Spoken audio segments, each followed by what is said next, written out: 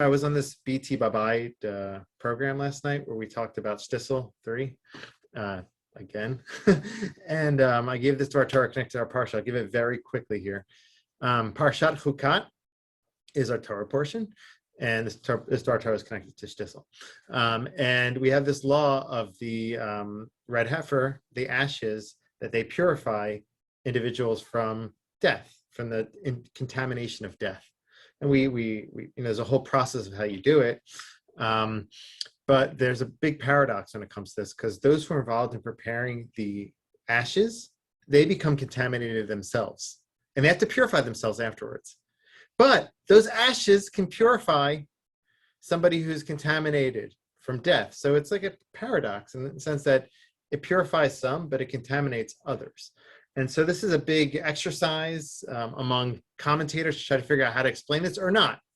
Some explain it. One way I explained it was in terms of education. Sometimes, when you're dealing with people and you're trying to help them, elevate them to a place of purity or to remove them from contamination, you might have to lower yourself sometimes to go to their place.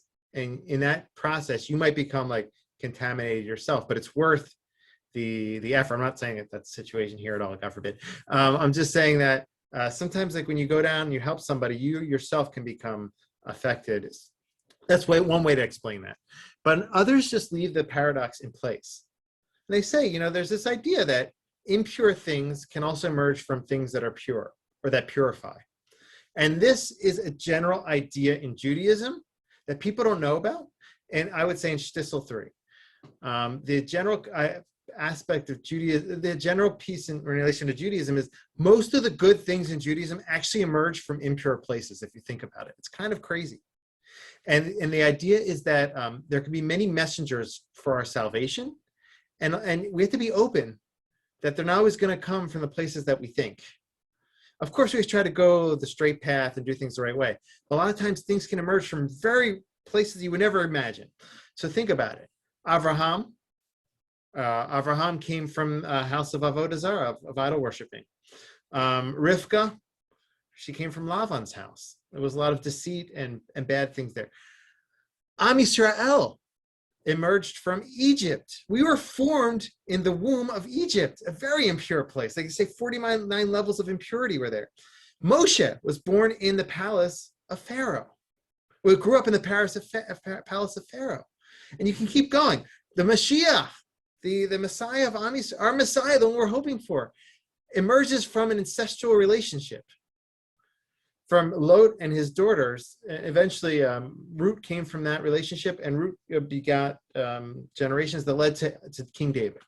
So good things, pure things, can come from impure places, and this is important in terms of our outlook on life. Like, don't over discount the messenger. You never know where your salvation can come from, and especially in relation to the show.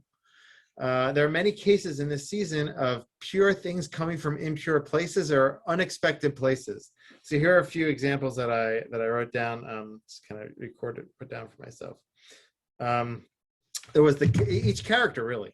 You have the case of Ruchami, right? So they didn't want to go. It was very. In the first place, they didn't want to go through the process of surrogacy, but they ended up finding a way to go forward with that. In the end, they ended up actually having a baby on their own. But that was a case of, like, they viewed it almost as impure in terms of halacha. But that was a way that they were able to kind of emerge and end up having a baby. Another one was with other characters like Kiva, right? So his father tried to dissuade him from being with Racheli because he said, don't put an unhealthy head in a healthy bed. Don't get involved with all that. But he knew that this would be a place of salvation for him, and comfort and like, I guess, protection and nurturing for his child. So one good thing came from a place that you would be unexpected. And there was one more case with Yosela. Okay, so they viewed that relationship with Shira Levi as kind of impure in their heads because she was from Sephardic and they were Ashkenazic. She was Sephardic and they were Ashkenazic. But in the end, that was the ultimate blessing. That was his shidduch. And so I'm not saying that these things are actually impure. I'm just saying that was how they viewed them. So the messages in our parsha and in general on the show and in Judaism in general, don't discount the messenger. You never know from where your salvation can come. Obviously, try to do the right things, but a lot of times things can come from places that you never expect. So that's the dvar Torah connected to shtisel and chukat. All right. So what I want to do now is do just a few of the video clips from last week, not all of them. We're not going to do the surrogacy one, but I just want to see some of the shidduch ones, the beshert ones, and just review a little bit of that topic. And then we'll go on to corporal punishment in education. If anybody remembers, actually, let me just ask you, raise your hand if you know what I'm talking about in this season where there was a case of that. Okay, so it's pretty central to Shulam's character and his and the plot in relation to him. We'll see that, and then we're going to talk about an important topic which is not talked about a lot, but it's starting to be researched more and becoming more normalized. Is mental health and mental health and Judaism, how Judaism will relate to individuals who are suffering with mental health issues, and also how halacha would deal in complicated situations with those who are suffering with anxiety or depression or anorexia and all forms of mental health challenges. So, like, I'll just give you one example. Let's say somebody, a person suffers from anorexia and they need to eat. They need to eat like on a consistent basis in order for them to in order for their healing process to take place. Now, they're on some sort of regimen and program. Yom Kippur comes around, okay, and we know that if they miss a day, perhaps their program could continue properly. But there was a case where they asked a prominent post-sec in our generation, what should they do? Should they eat on that Yom Kippur or not eat? And how would that affect them religiously and for later Yom Kippur? So that's like a question. We'll address that, and there's many more. So there's a Rabbi Yoni Rosenzweig, who's kind of dealing with this a lot in Israel. Very nice. Like, if you Google him, I think you appreciate some of his lectures. He's just like he's a good person. He's also very intelligent, and he has a good perspective. I think, like a healthy, balanced perspective, and like he gets a lot of questions now because he's kind of like wrote on this, and he stepped out and made himself an address for people who are suffering with mental health challenges. And he says he gets more questions now in 1 week than he got in all 13 years of his career as a rabbi. Now that people know that he's an address for this. So the main question he gets is on Shabbos. Let's say somebody has great anxiety or they're suffering from depression. And one way for them to cope with that is through listening to music on Shabbos, listening on the week, and obviously on Shabbos. What should they do? Are there ways to allow them to listen to music on Shabbos that would allow them to cope with what they're going through? So that's just a few examples. I have many more cases that we'll address, but that's central to season 3 of Shtisel. I'm going to taking a little bit towards the halachic direction because there weren't many halachic issues raised in the show. It's more like in terms of your orientation to those who are challenged with one's orientation to others who are challenged with mental health issues, like how do you relate to them from a Jewish perspective? I'm going to take a little bit more halachically as well. Okay, so let's move on to the next topic. Let's move on to a corporal punishment in education in Judaism. So I've had many conversations with some of our best prayer leaders at our shul, and I was like, where did you learn how to daven? Like, at certain schools here in Baltimore, and I was like, and how'd you get to learn to daven so well? They go, well, they forced us to. And if we didn't daven properly, they would hit us. They would with a rod or with some sort of stick. And he says a lot of our kind of like daily congregants, daily millionaires. They have all these stories of how they used to get hit in school. Maybe a lot of people on this call as well. Was that a thing in some of your schools? No. Okay, so it was apparently in like some of the like more Orthodox schools that these gentlemen went to, and Rabbi Wahlberg shares about this. You ever heard Rabbi Wahlberg talk about this? So he told me he used to get hit by his teachers when he was a kid. He shared it in public, so I'm not sharing anything new. He said that, and when he come home and complain to his father, his father would say, "What did you do wrong?" why would you upset the Rebbe? And so he told this one story. He says, like, I shared this in the high school one day. I was surprised. He said, like, one of my Rebbe's had this technique where, if we were far away from him, he'd be able to get us as well.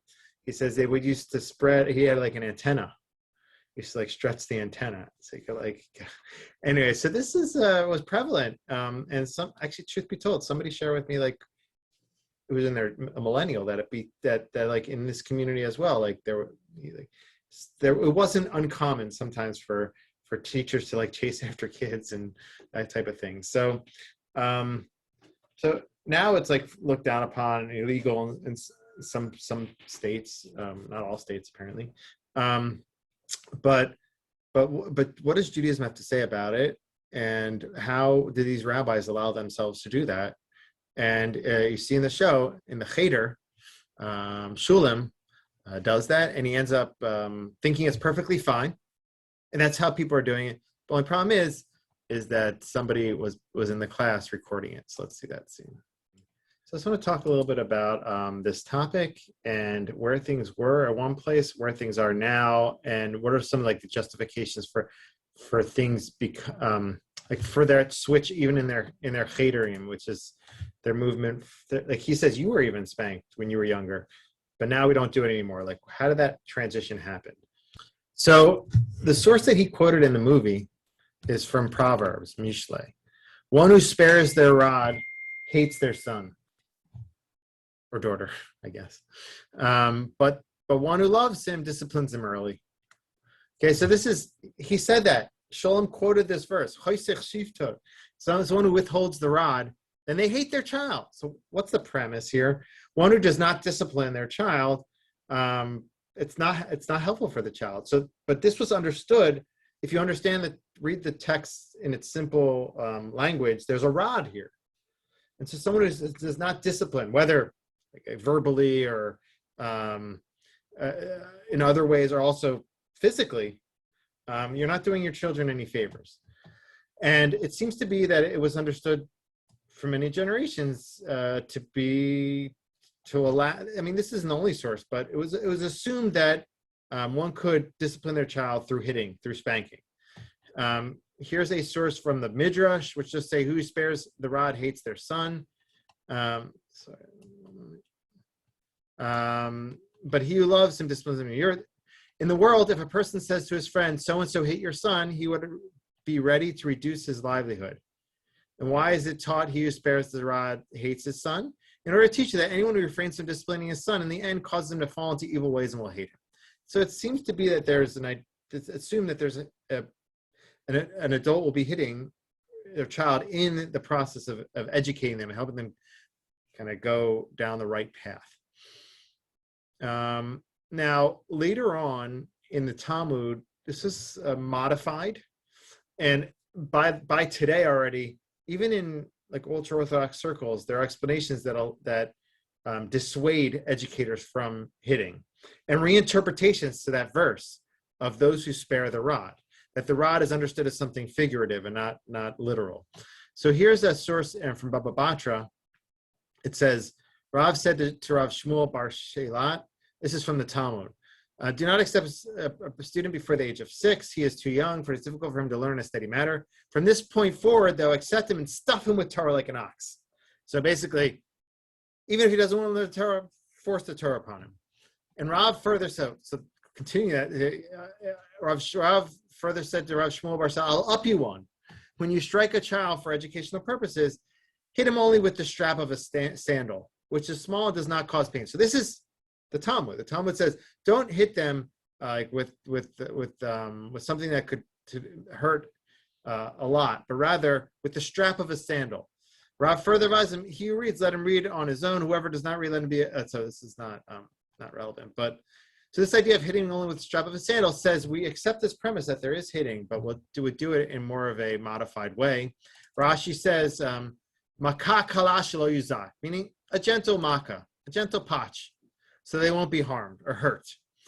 Rambam, the already medieval authority, does mention hitting, but he says below the age of 6, he should not be brought to a teacher. A teacher may employ corporal punishment to cast fear upon the students, or we should not beat them cruelly like an enemy. So that's where Sholem perhaps went wrong as well, right? Even if you accept this premise that hitting is okay, like even these authorities, like the Rambam says, you shouldn't do it like an enemy. It shouldn't come from a place of anger and hate or frustration. It seemed like Sholem had that as well there. But with a small strap, not a rod. So the idea of a rod got changed to a small strap. Now there's an important text in Rambam in general. This is like important text in relation to education in general. He says, one who wants to arouse fear in his children and household within the community. This is Rambam here talks about anger. Says you shouldn't be overly angry. So he says, one who wishes to be angry at them to motivate them to return to the proper path. He should present an angry front to them to punish them, but he should be inwardly calm, which is a fascinating idea. It's very hard to do, actually, like to put on a front, like you're angry, but to be calm on your inside. So then you achieve kind of instilling fear. On the other hand, you are not doing it from a place of anger. This is like even like another modification that you should be completely like removed from anger when you're disciplining. Here he doesn't mention the idea of hitting, but just this idea of removing anger from your heart. So that's like one type of modification, but it still seems like they're accepting potching or spanking to some extent. Now, another direction which some contemporary authorities implement is this idea of removing a stumbling block. This appears in the Talmud. It's related that the maidservant in Rabbi Yehuda Nasi's house saw a certain man who was striking his adult son. She said, let that man be excommunicated due to the fact that he has transgressed the injunction, you shall not place a stumbling block before the blind. What's the stumbling block? The son is likely to become angry and strike his father back. So again, they're saying it's not always good to hit one's child, because that child will end up hitting the parent, and then you're putting a stumbling block before them. So, but here again, it's not saying it's bad essentially to hit, but we want to be careful with that, because it will cause a stumbling block, and the child will push back, end up hitting, and that will be forbidden. And so the Ritva extends this also to a younger child as well. And the Yalkut Yosef, which is Rav Ovadia Yosef, he's a contemporary authority, seems to say, Makeh b'no lachicho ze mutar. Rav Ovadia Yosef, one of our gedolim of our previous generation, he seems to accept that one can spank from time to time, but he says you have to be careful that you would not put a stumbling block before them, and this would especially be for an older child. Now, nevertheless, you saw on the show that they were trying to move away from this procedure, or rather this educational tool of spanking and hitting, and contemporary authorities want to do so as well, especially in modern Orthodox circles, but even in some ultra-Orthodox circles, there's discussion around this, that our generation is different than the previous generations. Meaning, what might have worked in previous generations is a horrible solution now, and it'll just cause a chain reaction of like trauma, and so I see some people added some topics in here, so I'll take a look at the chat in a second. But so they say that in our generation, if you try to rebuke somebody through hitting, you're going to cause the opposite effect of what you want to happen, and they'll just push back. They'll hate religion, and therefore we shouldn't be involved with that at all. And another authority interprets the rod as, he reinterprets it, says it's not a rod of hitting, but it's a positive rod of love and connection. So we have to encourage students to connect to Judaism from a place of love and not from a place of fear and like persuasion or forcefulness. So let's take a look at those texts, and there's a Rav Kook text that I want to show you as well, and then I'll address the questions in the chat. Please feel free to put any other questions in the chat as well. So this is 3-day Esh. This is Rabbi Yaakov Weinberg, like from over 50 years ago. He passed away. He says, all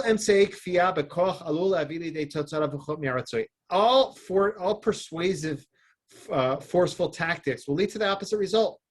And so even the pedagogy of modernity, meaning the modern pedagogues, they say when you try to force somebody to do something, it causes the opposite result. So we shouldn't implement hitting at all due to that reason. Rav Shlomo Valbe was one of the bigger Musar I guess like addresses in the previous generation. I actually I went to a few classes of his live. He has a very well-known name, and he says there's two types of rods, and he says yeshnu makel noam. There's like a peaceful rod, and that's that you use that through elevating the child and praising them, and we should use that, and that's what it means. Don't spare the rod. I just want to mention a lot. The main place where I drew a lot of these sources was this lecture. I was going to mention the one who. Oh no, actually, the next lecture I borrowed a lot from somebody else, but this one I just kind of went around and found these sources. Last source is Einaya Rav Kook. Rav Kook says something nice. He says we have to today. Ha'ofen yoter gadol b'mokim ba'apisham lefi hanahug b'derech chinuch ayidei gam al zeh yafeh hamarduda sichlit.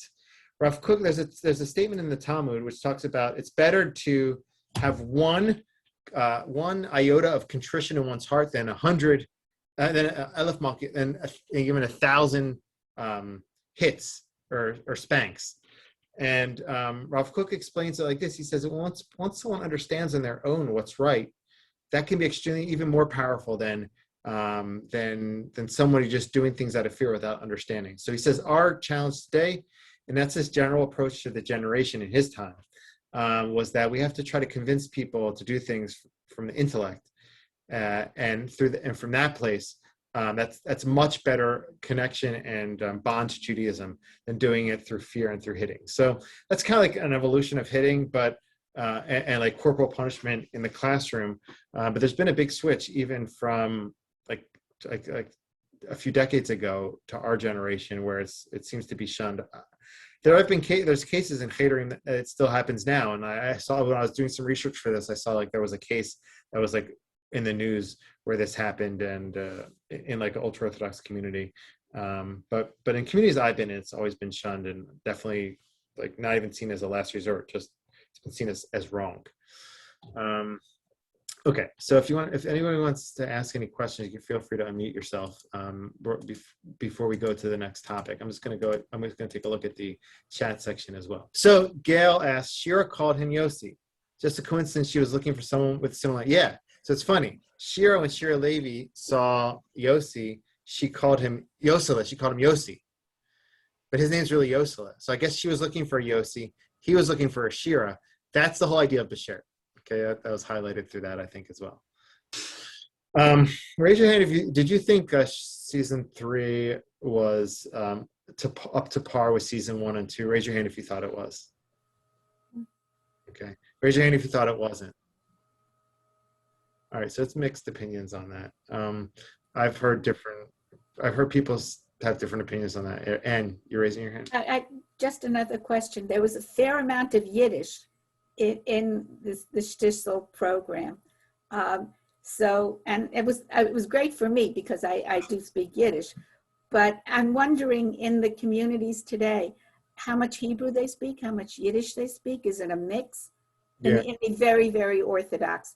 I thought they spoke Yiddish and didn't speak Hebrew at all. So I don't know. This was a mixture. I can only share from communities. There's so many different communities within the like Haredi, like what people call Haredi or ultra-Orthodox sector.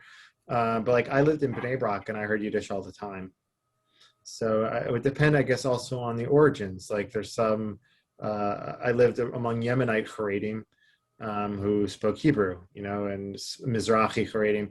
Those might be Israeli modern Haredim that speak Hebrew. So, but in those communities, like a lot of the communities in like Mea Shearim or Bnei Brak, you'll hear Yiddish a lot. I did. I lived like in a studio apartment in Bnei Brak for 2 years while I was at Bar Ilan University. I was going with the Black Hat at that time, and I used to dive in with that community, and I always heard conversations because like those apartments are like, so it's literally someone bought like a large apartment and just put in like these like thin walls and like rented it out and made money off of the different small apartments. So like I could hear the family talking through the wall. I could hear when they gave birth to a new baby.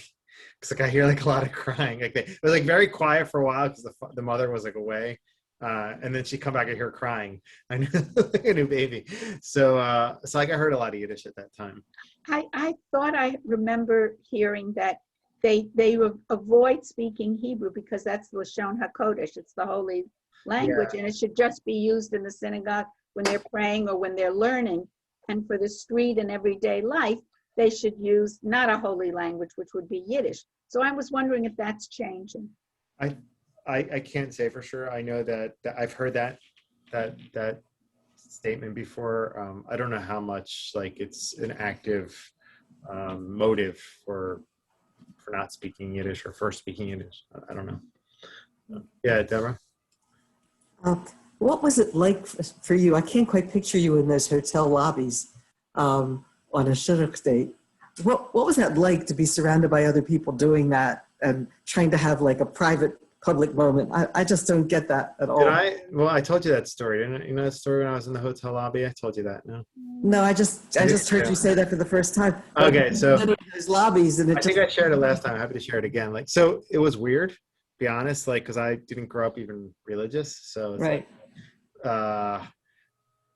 There's something nice to like to blind dates in that community because like it's simple. It's like if it works, it works. If not, you just reach out to the shadchanit and you go on your way. But it's really can be really weird experiences like this experience I had. I went into that. I think it was that hotel lobby actually, and it was multiple young couples in the lobby, and I had my black hat, I was my suit, and I was like set up to meet this woman. She actually ended up not showing, so whatever. But or no, that was another case. This one she did. But I came into the lobby and there were me. I was in one corner. There was another guy with a black hat in another corner, and two other people in other corners, and two other guys in other corners. And there was women waiting for us to meet them, but we didn't know what they looked like because we didn't get. It was at the time like internet wasn't like you get a date candidate and you just look them up on Facebook or something like that. Like no one's on Facebook, and so you get to the lobby and all the men are like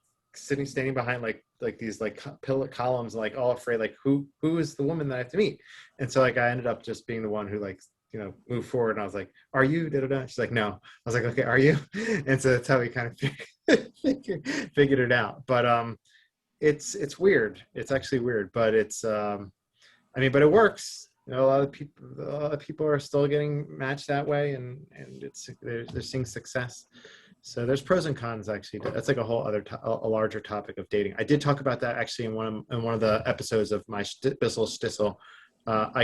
I'll send you like the timestamps for the lying topic and the dating topic. All right, so we have 7 minutes. I just started to review all that again. It's very good. All right. Yeah. We have like 7 minutes. How are people doing with time? Do you want to be tough at like 10 o'clock? People have to raise your hand if you have to go at 10 o'clock. 11 o'clock. It's 11 o'clock. All right, so you have a tight break. So I'll just raise. It's unfortunate because it's like a great topic. The topic of mental health. I'll just raise a few points of discussion in relation to this. We unfortunately won't get to watch the clips.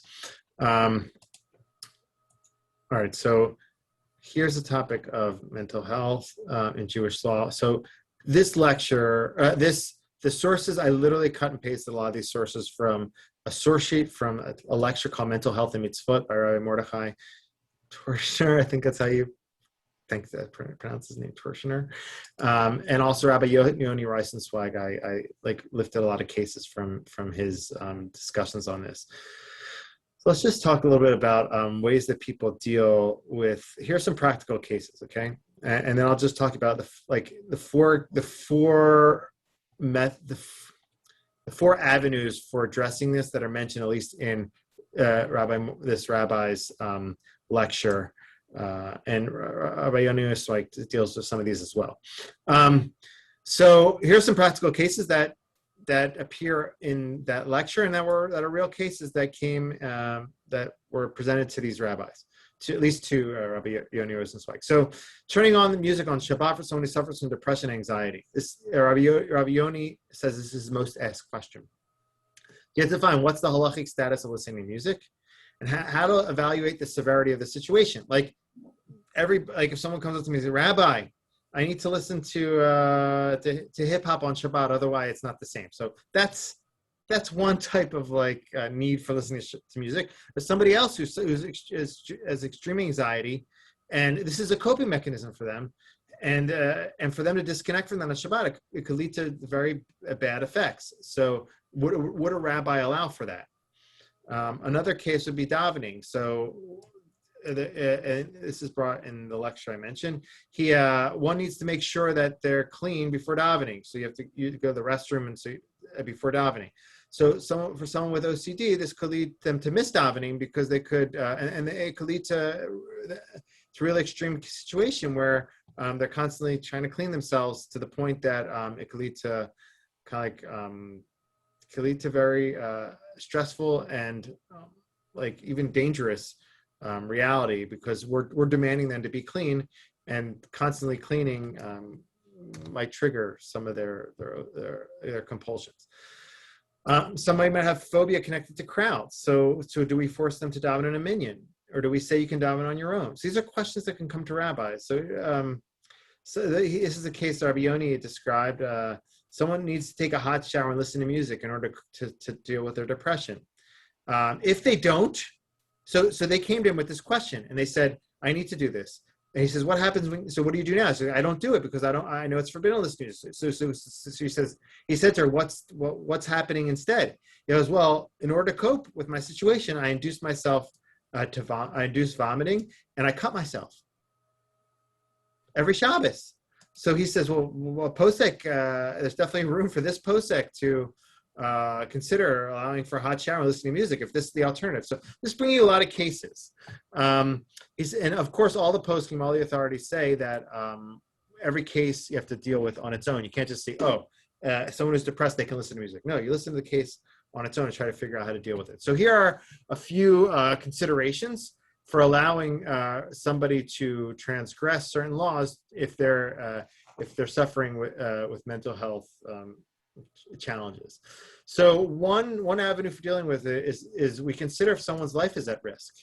So there's a discussion if someone's life is at risk right now, or them involving themselves in certain act can lead them to extreme depression, can lead them to suicidal thoughts. So if that's the case, one's life is at risk, so we can transgress like all laws except for the three big ones. So obviously this isn't such an easy thing to assess. I have a lot of sources connected to this. This is such an easy thing to assess, but let me see if there's something here that might be helpful. But here's a case, like for instance, somebody wanted to put on tefillin, and for them, their depression could catalyze weakness of their health if they weren't allowed to put on tefillin. The only problem is they were suffering from some sort of illness which was contagious, and if we brought the tefillin into them, those tefillin would have to be burned afterwards. So this posek allowed for this to happen, even though they knew that tefillin would be burned, and that would be a transgression of like burning God's name, because in this case, this could lead them to a severe situation, intense decline in their health if they didn't put on tefillin. So cases like, or somebody on Shabbos under stress and anxiety, the Shmirat Shabbat says that we can light a candle for them if their life is in danger due to this. So that's obvious. Now, other cases are, what about just their life isn't at risk, but they're in danger of great pain. On Shabbos, for instance, let's say, if they don't have some of those coping mechanisms, like listening to music, if that's a derabanan or rabbinic prohibition, there's some way to do it with shinoi, or if you define electricity as being a rabbinic law. So the rabbis did not institute their decrees in a place of pain. So how do you define that pain? Some people will say that pain doesn't have to necessarily be physical pain, but emotional pain as well. So you could perhaps extend that to mental health as well when it comes to rabbinic laws.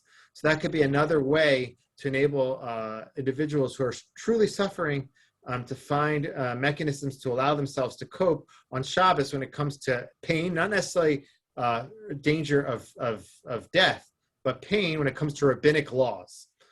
Now, this is the largest like loophole perhaps is this case of a shoteh, which is someone who's they'd say like not rational, or like in perhaps a psychotic state, those individuals are exempt from the mitzvot.